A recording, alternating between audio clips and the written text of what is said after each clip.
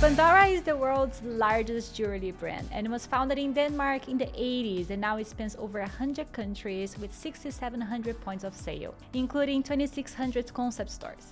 Renowned for its stylish and affordable designs, Pandora has cultivated a loyal global fan base that values its unique and high-quality jewelry. Pandora is also dedicated to sustainability, using lab-grown diamonds, produced with 100% renewable energy, and crafting its jewelry from 100% recycled silver and gold. Joining me today is Luciano Rodembusch, Pandora's president of North America. With a decade of experience at Tiffany, he will share insights on how Pandora is building products and experiences that foster trust and loyalty, capturing the hearts of modern consumers. He will also be on stage at Shop Talk Fall in Chicago this October from the 16th to 18th. If you haven't booked your tickets yet, there's a link in the show notes with a special off-bounds discount. Here's Paula Macadi, and this is the Retail Innovation series of my show in partnership with Shop Talk. Welcome to Off-Bounds.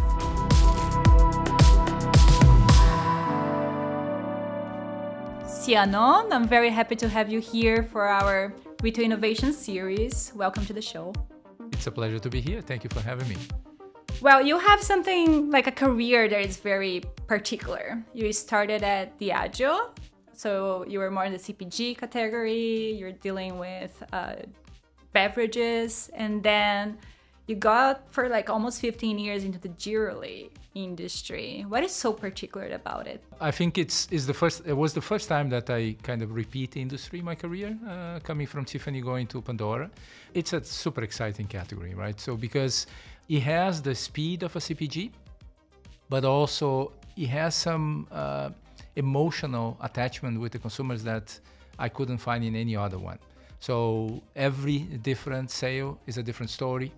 And I believe strongly that people don't buy jewelry, people buy memories that encapsulate in the jewelry. I'm pretty sure that the jewelry you're using today, each one of the pieces you can remember, sometimes a big story, sometimes a small story, but there is some emotion attached to it, right? So that's amazing. And that's the story I can tell when I'm wearing too, right? Like, oh, I got this. So. That's it. It's always great memories that we like, as human beings, we like to keep it, right?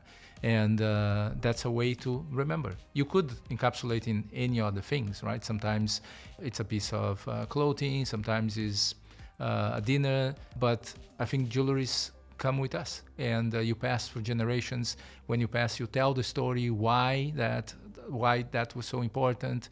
So it's super exciting to be part of that journey of our fans. And who creates this story? That's what I'm curious. Is it you when you're selling, or is the person that is receiving? I think the magic is made by our sales associate together with the client, with the fan, right? So in Pandora, we always start from what you're celebrating today, because we believe that there is a celebration behind of that. And we try to find a piece that tells that story. Sometimes literally, right? So, oh, I just got a new dog, I got a new job, I got something, and we have a charm for that.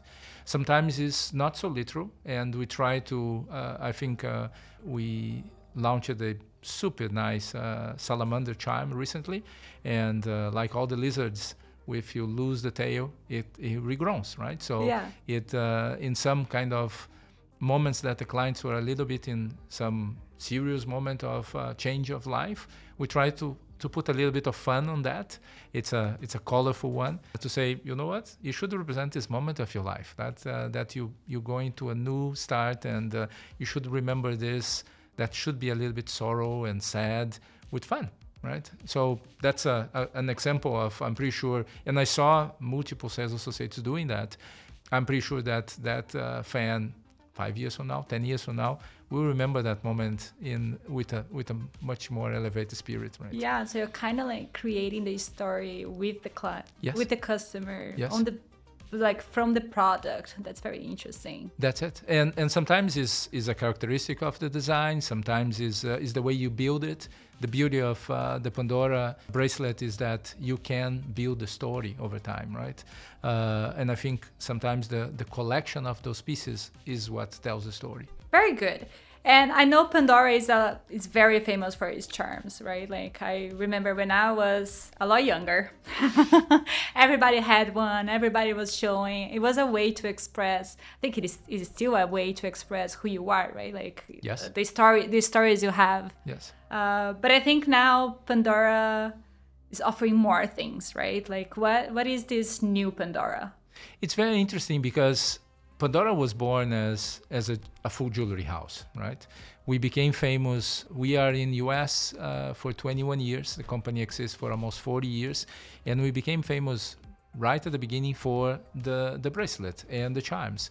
But we always had the full collections of rings, of pendants, of necklaces.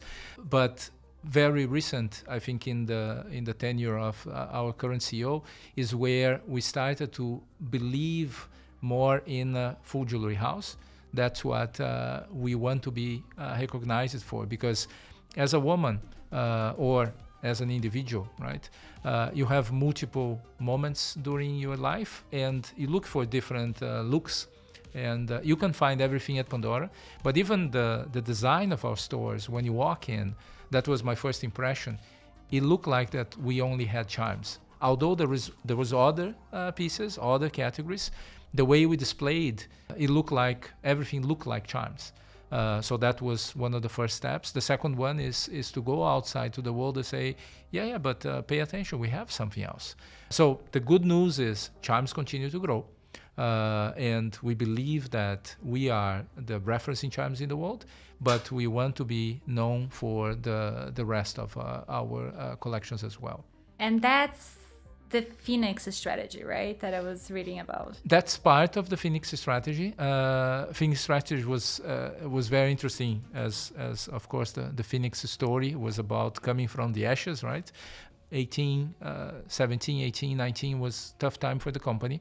But I think the current management back then look at it and say, we have amazing company with our hands. Nobody has the quality of the manufacturing we have, the quality of craftsmanship we have, the cost, the possibility to present affordable jewelry. But we need to find within the company the means, the resources to present that to the world.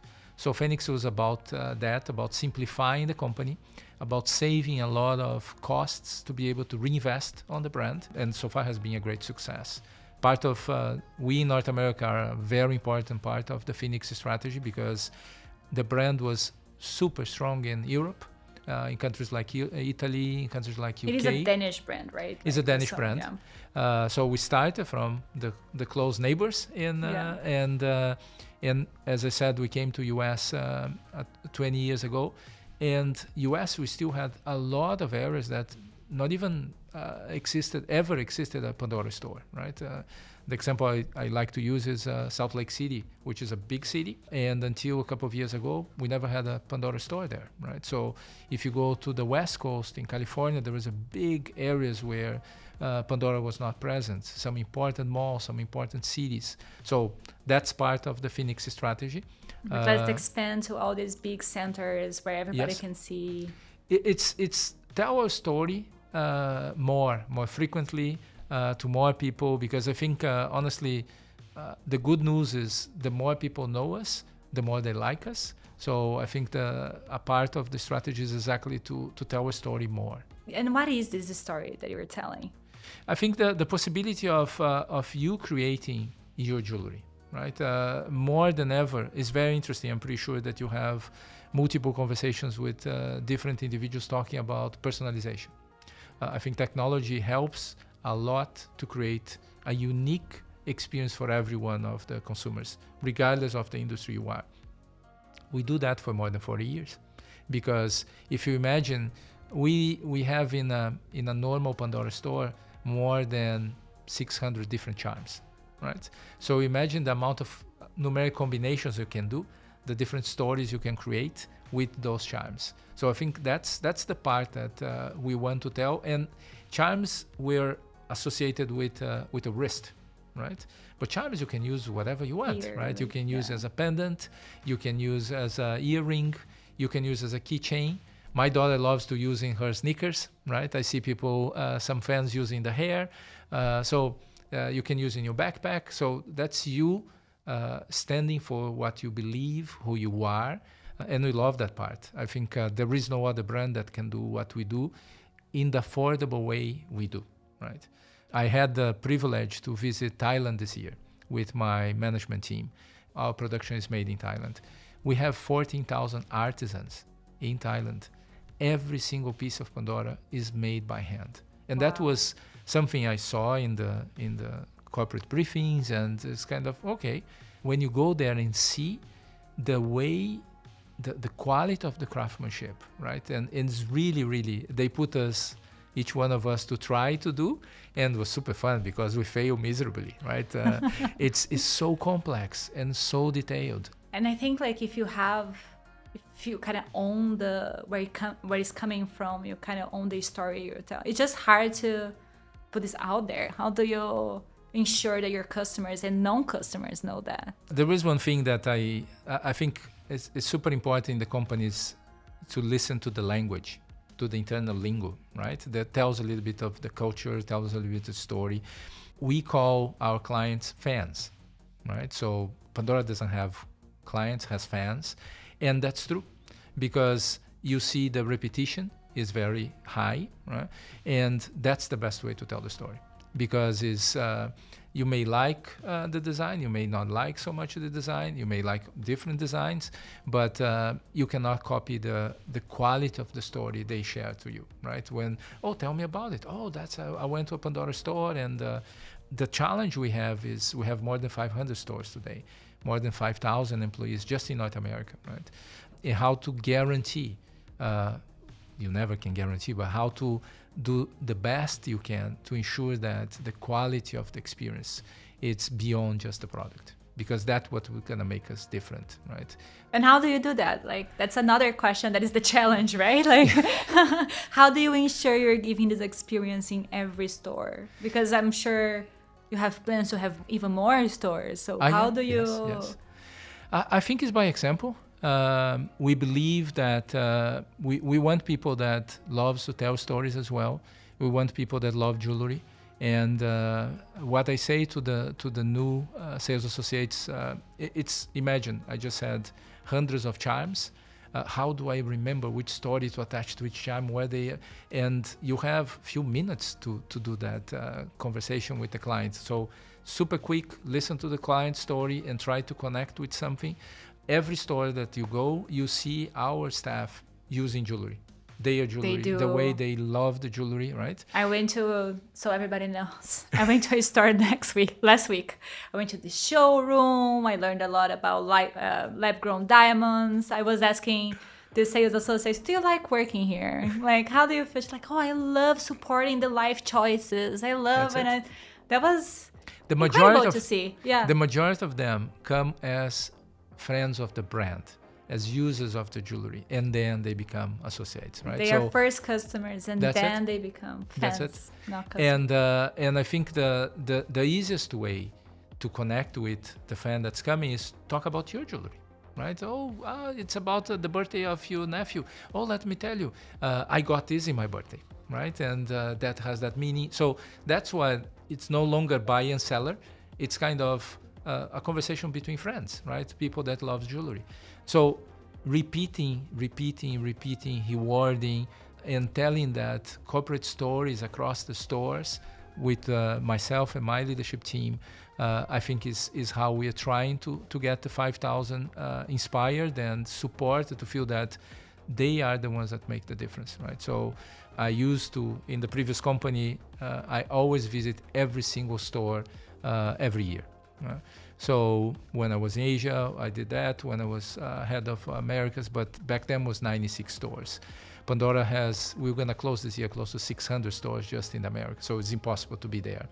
What we try to do is, if you cannot be physically present, is project your presence, right? So is ensure that through social media, I'm very active.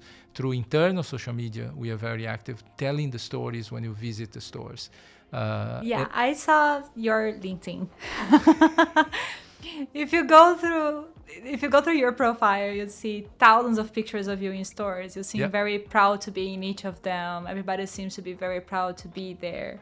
And two things that I noticed that you say a lot, the journey. We talk a lot about our journey, and the best year yet.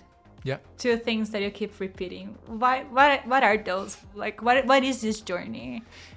I think a lot of people talks about, and I'm pretty sure you hear a lot about excellence and perfection, and there is no end in that journey, right? It's you're always trying to do better than you did yesterday, and I think that's the conversation in life. That's not to do with Pandora. Is for me how I see life.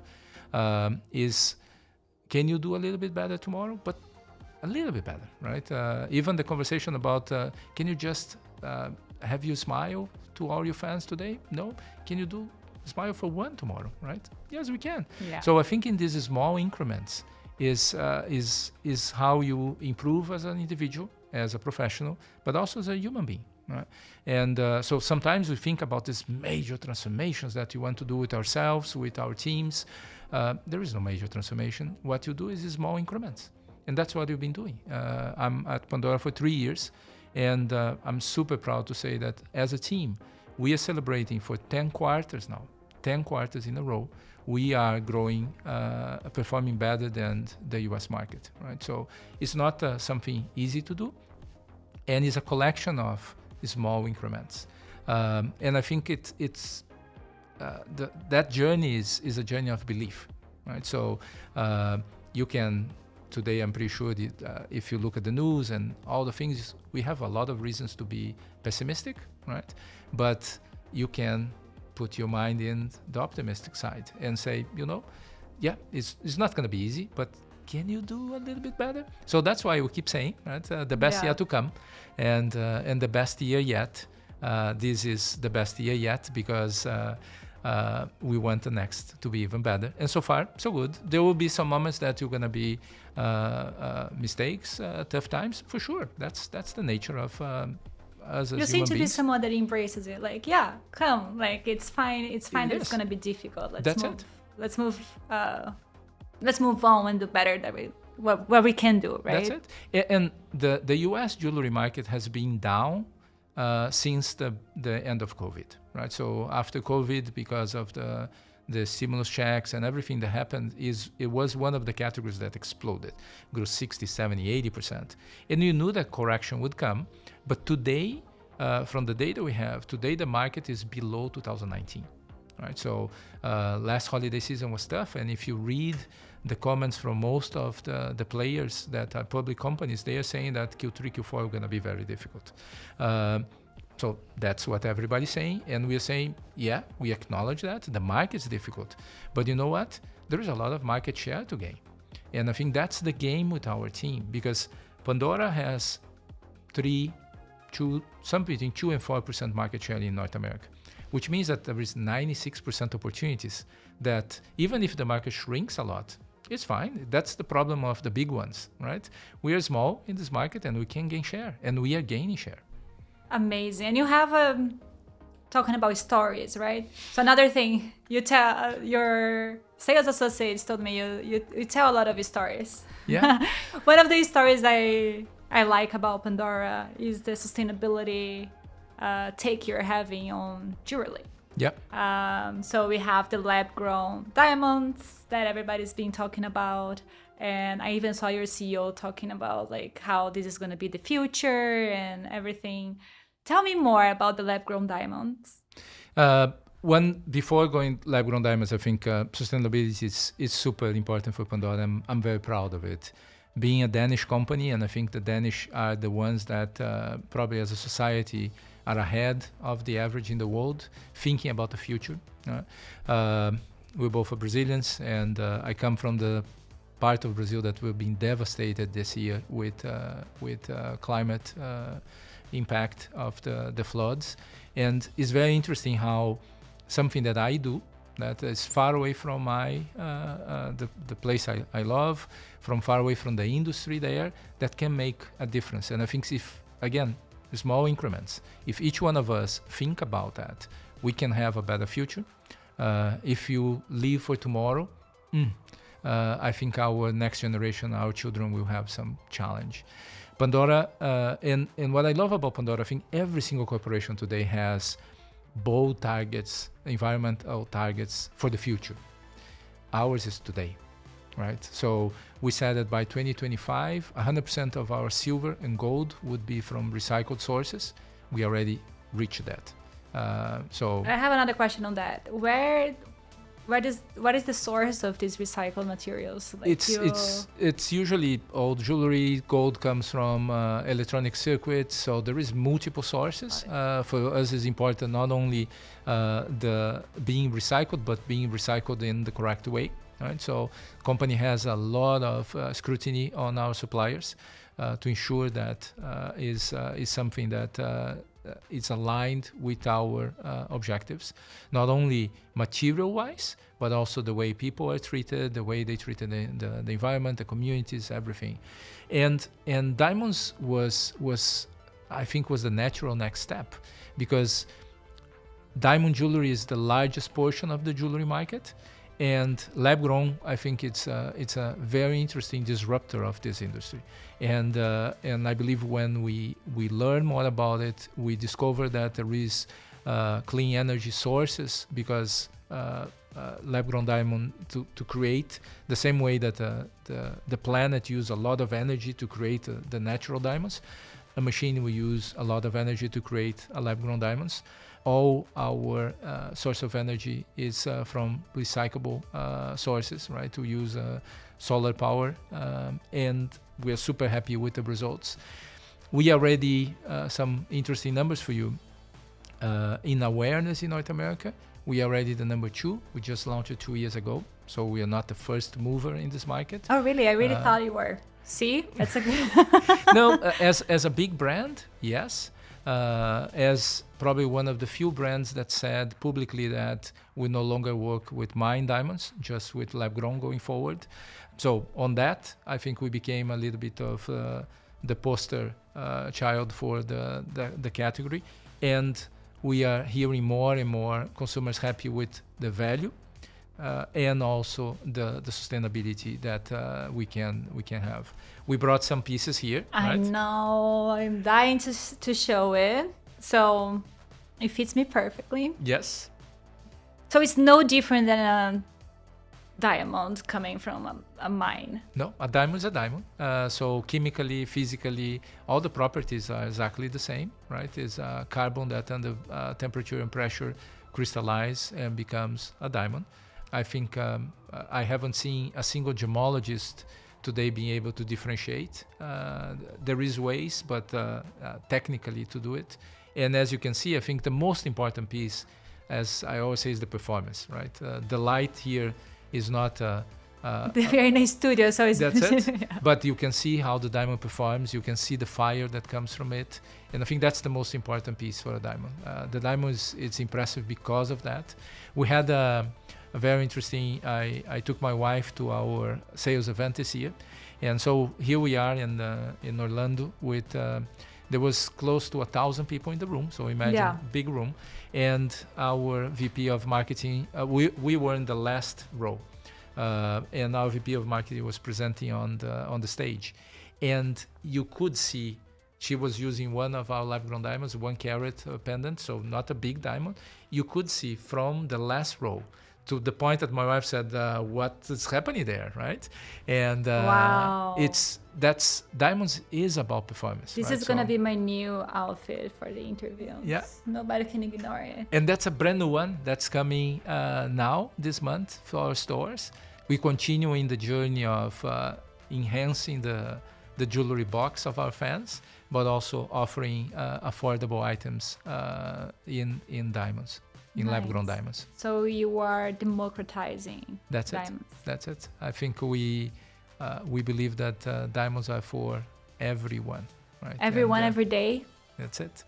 There is a interesting story. I was in a store in New York, and exactly I saw this lady. First week we launched diamonds almost 2 years ago, and she looked at one pendant on our collection that we call talisman. So it comes in different talisman shapes, like a horseshoe or a star, and we had a 0.25 and 0.75. And she looked at point 25, not so big. And she This asked, one is what, like, so we have a reference. 1.5 1.5 carats. Okay, That's so it's smaller than this. That's okay. it. And then she asked for the big one, the 0.75. And look at, you could see the eyes sparkling at the mirror, right? And I made the mistake to say, to get close to her and say, wow, it looks great on you. And she was 65, 70, and say, what are you celebrating today, right? She looked at me and say, why? Don't you think I deserve, right? And, do I need a reason to celebrate to get my... And I have no reason. So really, that's fantastic. That's exactly what you wanted, right? That's how I justify every purchase. I deserve it. Amazing. That's my next purchase. That's it. That's it. Amazing. And what do you think is the... Let's get into you now. Okay. What do you think is the requirements for a leader to go through a transformation? To lead and how a transformation? do we embody that? Yeah. I think to lead a transformation, not go through, because that, yeah. I think you need to believe in it, right? The beauty of Pandora, when Pandora invited me to join the company, and one thing that I visit multiple stores, and one thing that caught my attention was how warm the environment was, right? It was very welcoming, super fun, right? But that was not the image I have from the brand, about the brand. And that my thinking is, I probably can help with that. And that's exactly what you're doing. So I think the first piece, you need to believe on a bigger future, right? No question about it. And you need to see that you have the conditions to get to that bigger future. The rest is just believing, right? And pushing. Some days you don't push enough. Some days you push too much. You need to continue adjusting your plan. No question about it. And I think the secret sauce for us is being surrounded by great people. Our leadership team that runs North America, the leadership team that runs the company in Denmark, are amazing people, right? And not only amazing professionals, but great individuals, people that you have pleasure to see, to talk. It's good to be around.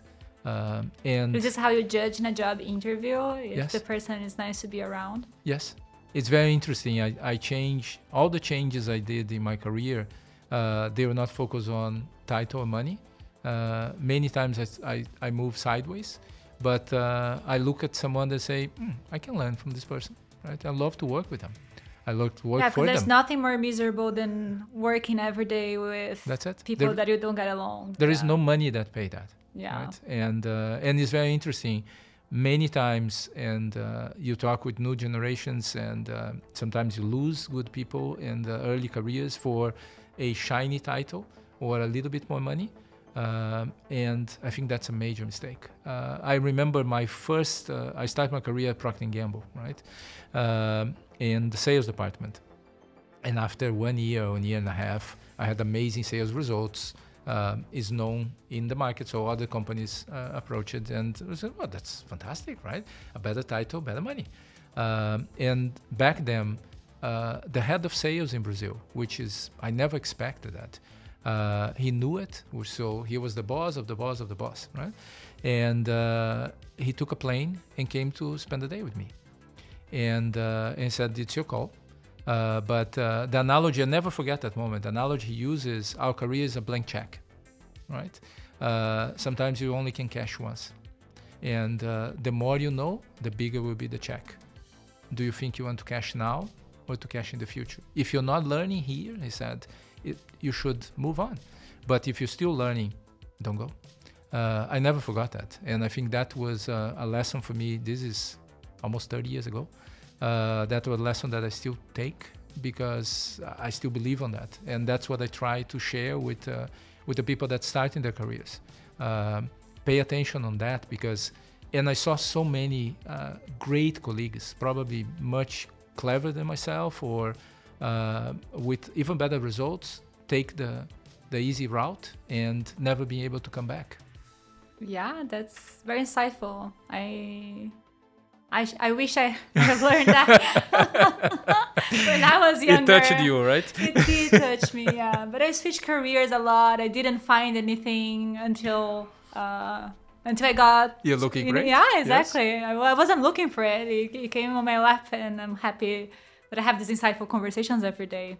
But that's something interesting, right? Because sometimes I never imagined working jewelry in my life. I never imagined working in sales to start, right? I'm an IT guy. I started my career as a programmer at Procter & Gamble, doing programming. And because I was so curious to how can I serve the sales team better, that I decided to go on sales calls. And then... They're like, you know what? You're a smart guy. You should come here and just take every call. No, but was the opposite. Because when you're doing programming, you need to find some common ground to be able to create a process. And each one of those guys would sell in a completely different way. Right? And then I was 21. And then I said to the regional manager to say, is there a manual that those guys are trained? I said, yeah, P&G, as a good P&G, has manuals for everything. So there's this thick manual. I read all the manual. And I started to go in the calls and say, yeah, that's not how you should do it. The manual says different, right? And, skip that step. And then those guys said, oh, you think you do better than us? Why don't you try, right? And here I am 30 years later doing still sales, right? Doing sales of diamonds. Interesting. Well, we are here thanks to our partnership with Shop Talk Fall. You're going to be on stage there in Chicago from the 16th to 18th. I don't know exactly the date you're going to be there, but you're going to be on stage. Yes.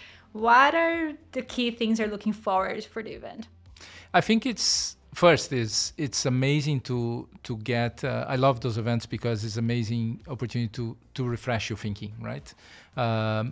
You see so many diverse talks and diverse conversations that help you to find new bearings or sometimes new dreams and say, well, why are you not doing this, right? So I think it's great to go there to share experience, but I'm much more interested to listen a lot and come with a mind big, with full of ideas. In our talk, I think it's about the fans, right? It's very interesting. Pandora in North America, we didn't have a very strong program of fidelization and kind of loyalty. Thank you. But we have a lot of fans. So what's the magic? Because sometimes you just say, oh, there is only one way for them to make. You need a loyalty program. You need this. You need to give them something back and blah, blah, blah. Yes, true. I think that helps as well. But there is more than that. I think the quality of the experience, the quality of the product, there is other pieces, and that's exactly what you're going to talk about. By today, I think this year alone, without the digital channels, we receive in our brick and mortar channels almost 20 million people in our stores. Right? So, and the majority of them is people that are coming back, not new fans. So it's a gigantic kind of program of bringing back people, right? Absolutely. And that's one thing, and that's I'm going like completely off the script here because I'm curious to see your point of view. So Shop Talk is probably the first retail event I've seen that is bringing like an all-women keynote in the main stage, and I think like more than 50% of the speakers are women, which is very rare to see in the industry. And you work in an industry that is, I won't say that's for women only, but it's mostly for women. Yes. How do you see these initiatives? And I think first is amazing, right? I especially, legacy is very important for me and as a human being, and I always think about the world I'm creating for my daughter, right? So empower women, I think is amazing. The majority of my leadership team is made for women. Most of the VPs of Pandora in North America, and there was a very interesting question in a panel we did with all the store managers, which is 95% women, because our CEO is a man. Myself as the leader of the region, the same. So the question was, why, right? And the commitment I made publicly there is that to ensure that I prepare my successors to be a woman, because I think that's more and more, right, important. The fact that you have now an event where women is leading the conversation, I think it's a great step, but also a great example to continue create and nurture the next generations, right? Thank you. In name of all women out there, thank you so much. And unfortunately, I have to end this conversation, which I don't know, we should have like a 4-hour movie or something, a series just for you and Pandora. Storytelling. Yeah. Who is the leader that inspires you the most that should be here talking to me? I don't know. I don't. There is not a single person, honestly, because I think it's very interesting. I was thinking about that, and I think our society, not only American, but or not in a moment, as human beings, we love heroes, right? It's even the beginnings. We love to imagine that the heroes exist, and in the business world, sometimes we create this aura of perfect people. There is no perfect people. What you are doing, which I think is amazing, is to tell a lot of stories of people, of stories that are not being told. And then you see the ups and downs, the potholes, and I think that is what could give more people the belief that everybody can, right? At the moment we create this image of unbeatable people, perfect people. It puts away for so many people, right? D&I is super important for us in Pandora. And the more we can create an image of everybody can, there is amazing people out there that has beautiful life stories in business and not so much. Which means that when you follow your dreams, I think there is a kind of a payback. So that's why. I'm that story. Like I came from not a linear career. That's it. Yeah. And I think the more you can tell that we had probably is another hour conversation. We had a beginning of a conversation at Pandora, which I believe as well, the difference of probabilities and possibilities. There is so many people that give up dreams because people say, only 10% chance, only 5% chance, only 6%. Oh, don't try that university because only 5% of the people. Is it zero? No. If it's not zero, someone got there, right? So there is a chance. If you look at my story, a life story, probably yours, and so many others, right? All of us, there is moments where we face the odds and we beat the odds. So the more we could incentivize, encourage people to say, forget it, just try, right? You're never gonna know if you don't try. So that for me is, I think the more you can bring people here to tell their stories of beating the odds and breaking probabilities to go for possibilities, I think the better the world will be. That's amazing, Luciano. Thank you so much. Next time we're going to see each other is going to be in Chicago. And I'm looking forward to see you on stage. Yes, yes. With you're going to be wearing some diamonds then, you're going to see from far. I'm going to be like in the back of the room and you're going to be like, oh, she's wearing a... That's it, a Pandora lab-grown diamond. And if anybody wants to propose me, my number is 6. So yeah, we got another question today here in the studio. How do you find out the number of your girlfriend's ring? I think the easiest one is you can take for a ride for a few hours one of the rings, not a favorite one because she's gonna pay attention to that. Take to our store or any jewelry store close to you and they're gonna help you to find the right number. But don't forget to get the right ring for the right finger, right? Yeah. And is there a Chicago store where people can go and see while they are at the event? We have, in the Chicago area, we have around 15 stores. So all of them, you're going to have the Pandora experience. But I think the Magnificent Mile is our main one. So it's a beautiful store and we love to receive all of you there. Amazing. I'll get inquiries. I mean, just do a huge tour there. For sure. Yeah. Thank you so much again. I'm sorry, we keep going. Keep going. Thank you so much again and see you in Chicago. Thank you.